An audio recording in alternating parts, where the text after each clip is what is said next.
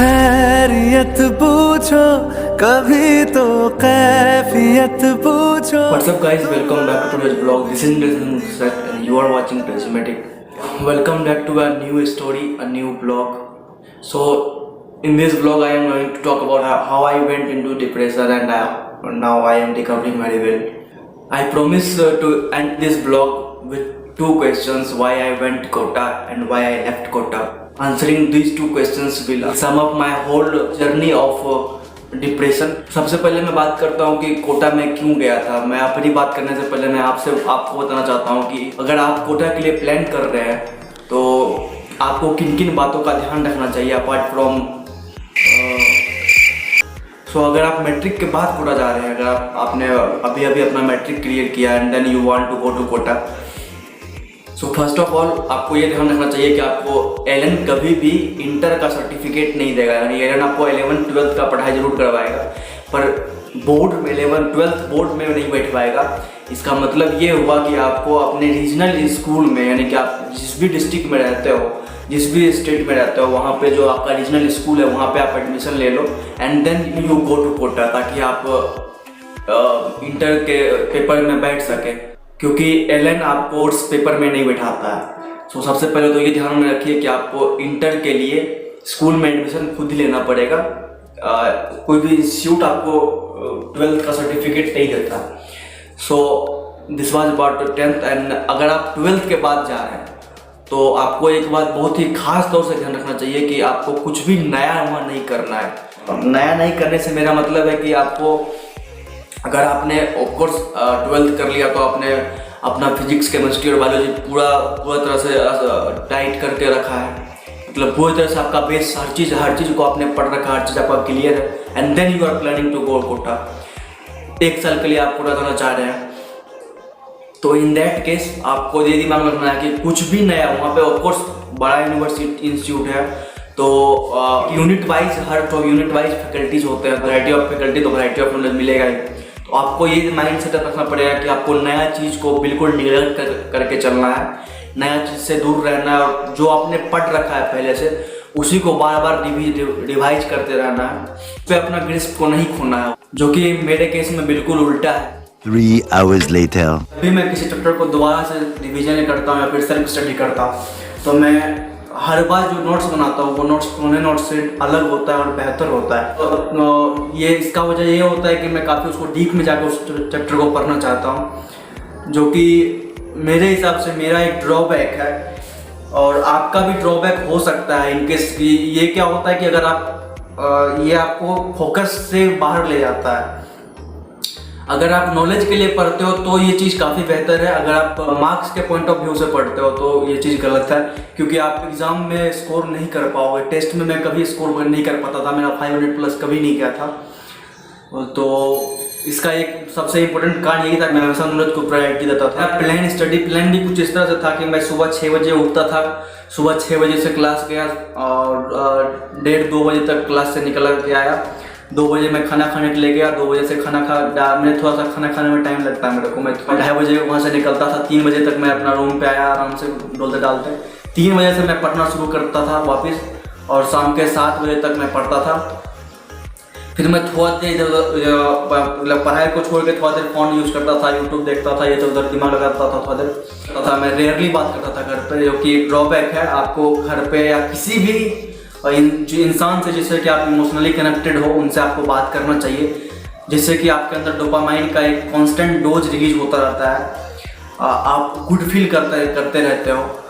तो ये आपको इमोशनली वीक होने से बचाता है, जो कि आपको ज़रूरी है। इसलिए आपको ज़रूरी है कि आप हमेशा जब भी आपके पास फ्री टाइम मिले, जब आप, जैसे कि मेरे पास 7 से 8 ऑफ टाइम होता था, तो उस समय में आप अपने लव्ड वन से बात कीजिए या फिर आप अपने फ्रेंड से बात कीजिए, मस्ती कीजिए, गेम खेलिए, कुछ भी कीजिए। लेकिन पढ़ाई से हट के थोड़ा सा मैं दिमाग लगाता था, लेकिन मैं नहीं करता था। मैं सोचता था कि अगर मैं घूमने जाता हूँ बाहर तो मेरा दिमाग बाहर इन्वॉल्व होगा। मैं अगर दोस्त के साथ जाता हूँ तो ज़रूरी नहीं है कि मैं 1 ही घंटा के लिए टाइम वेस्ट करूँ, मैं ज़्यादा टाइम भी वेस्ट कर सकता हूँ, उसमें कोई टाइम का लिमिट नहीं होता था।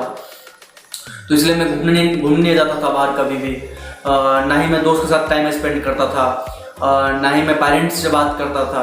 8 बजे मैं खाना खाने चला जाता था, खाना खा करके 8 बजे आया मैं, 8:30-9 बजे तक खाना खा करके आया। उसके बाद मैं फिर से पढ़ने बैठ गया। 12:30 बज जाते थे। इस समय में रात वाले समय में मैं बायोलॉजी करता था और दोपहर वाले समय में फिजिक्स और केमिस्ट्री करता था, ताकि मेरे जो भी प्रॉब्लम हो वो मैं 6 से 7:30 बजे वाले टाइम में जो डाउट काउंटर होता था उसमें मैं जाके पूछ सकता हूँ। This was my routine. फिर मैं 12 बजे रात में सोता था, 5:30 बजे मैं जग गया, 4:30-5 बजते मैं जगना होता था मेरे को, और फिर मैं वापस वही रूटीन था मेरा। तो पढ़ाई काफ़ी बेहतर चल रहा था, काफ़ी खुश था पढ़ाई को लेकर के। लेकिन अचानक से चूँकि मैं अपने फिजिकल हेल्थ और मेंटल हेल्थ पे ध्यान नहीं दे रहा था, इस कारण से मेरी तबीयत काफ़ी ज़्यादा बिगड़ने लगी। And then I had to come home. मैं जुलाई में कोटा गया था, मेरे को अक्टूबर में घर आना पड़ा। And then I had to go for surgery.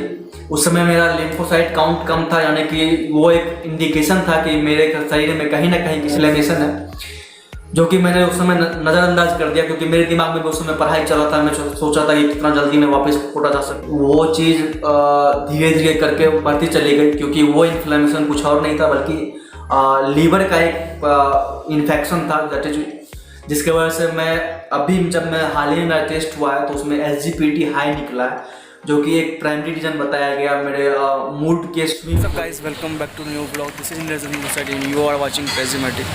आज मैं हूँ अभी डॉक्टर अरुण कुमार सिन्हा के पास, जो कि एक साइकेट्रिस्ट है।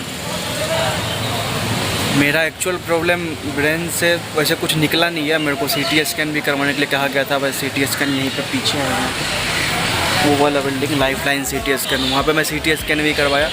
अभी मैं यहाँ वेट कर रहा हूँ, मेरा नंबर आएगा तो मैं अंदर जाऊँगा। ये वाला ब्लॉग बनाने का मेन रीज़न तो 3 खुशियाँ हैं जो मेरे लाइफ में आई है।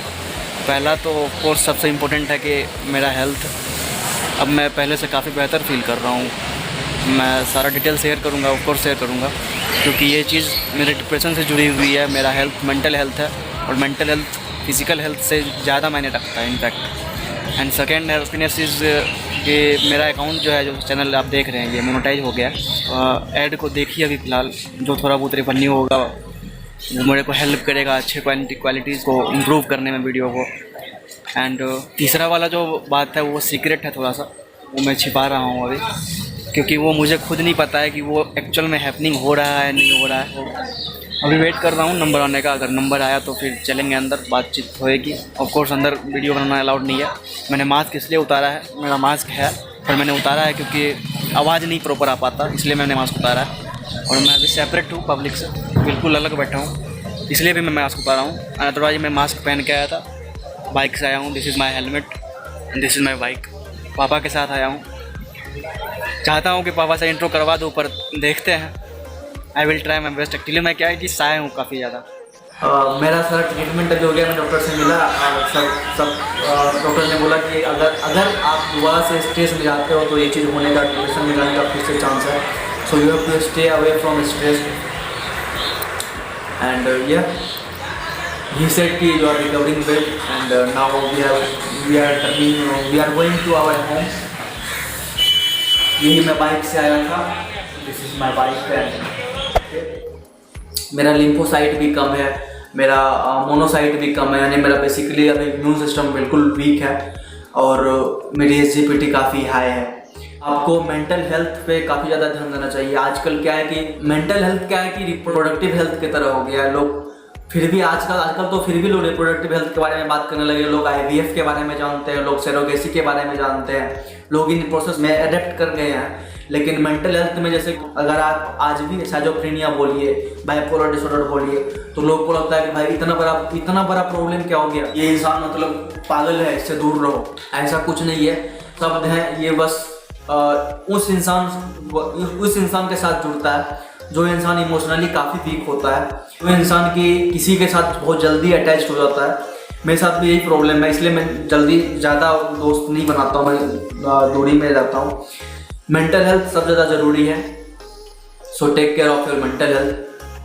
मैं गया था डॉक्टर के पास, अभी हाल ही में डॉक्टर के पास मैं गया, ट्रीटमेंट करवाया। मैं काफ़ी गुड फील कर रहा हूँ अभी। उम्मीद करता हूँ कि मैं बहुत जल्द ठीक हो जाऊँगा और पूरी तरह से रिकवर कर जाऊँगा डिप्रेशन से, क्योंकि जब कोई कहता है कि वो एलोन फील कर रहा है तो आई फील इट, मुझे महसूस होता है कि वो क्या फील करता होगा। जब कोई कहता है कि मैं बिल्कुल स्ट्रेंज हूँ, तो मुझे महसूस होता है कि वो क्या फील करता होगा। सो मेंटल हेल्थ काफ़ी ज़रूरी है लाइफ में। अगर आप कोटा जाते हैं तो आपको ध्यान रखना चाहिए कि आपके साथ कोई एक ऐसा फ्रेंड हो जिसके साथ कि आप किसी भी जब आपको ज़रूरत पड़ जाए उस समय आप उस इंसान को कांटेक्ट कर सकते हैं। आपके साथ कोई ना कोई एक ऐसा इंसान जरूर होना चाहिए। सो आज के ब्लॉग में इतना ही। Thanks for making me part of your day. Keep smiling, spread love, spread happiness. मिलते हैं नेक्स्ट ब्लॉग में। Till then be happy and stay safe. Bye bye. Never wanna be like you. You left my heart in pain. Yeah, you don't have to admit it now. You want me to stay, but I can barely use it now. You left my heart in pain. और सुनना है तो subscribe करो। कुछ भी बोलते हो। Problem of life of a चश्मित person, चश्मा,